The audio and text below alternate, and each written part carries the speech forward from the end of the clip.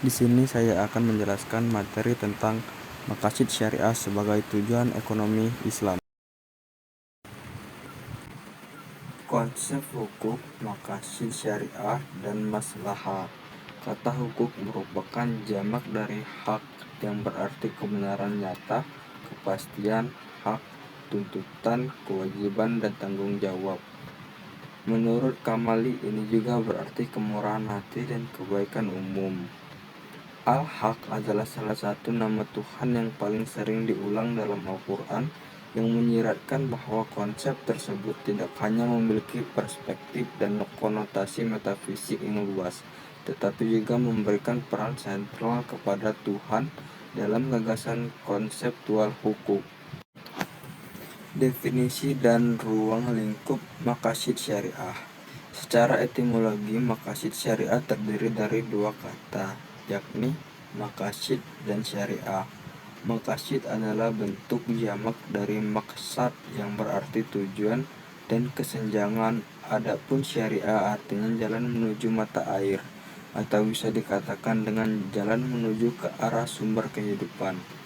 Pengertian maqasid dan syariah di atas dapat dipahami bahwa maqasid syariah yaitu tujuan atau maksud ditetapkannya hukum-hukum Allah Subhanahu wa taala.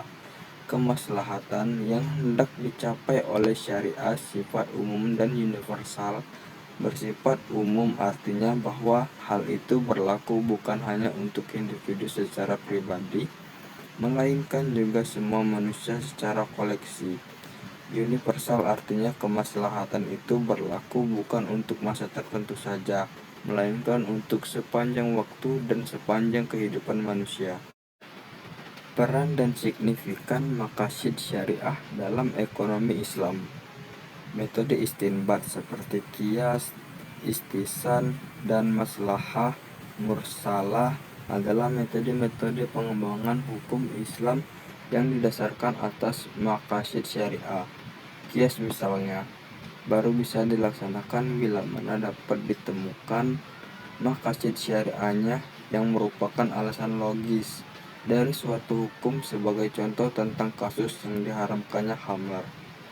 Berdasarkan hal tersebut, maqasid syariah dapat berperan sebagai bingkai dalam pengembangan ekonomi Islam yang akan memagari aktivitas ekonomi dari sesuatu yang melanggar syariah. Selain itu, maqasid syariah juga dapat berperan sebagai sarana hubungan antara kandungan kehendak Tuhan dengan aspirasi yang manusiawi. Oleh sebab itu, teori maqasid menempati posisi yang sangat sentral dan vital dalam merumuskan metodologi pengembangan ekonomi Islam. Beberapa contoh penerapan maqasid syariah dalam aktivitas ekonomi Islam. Penerapan maqasid syariah dalam kegiatan ekonomi dilakukan dalam berbagai sub-bidang seperti penganggaran, analisis upah minimum, indeks pembangunan manusia, pemasaran, perbankan, dan lembaga keuangan, dan lain sebagainya.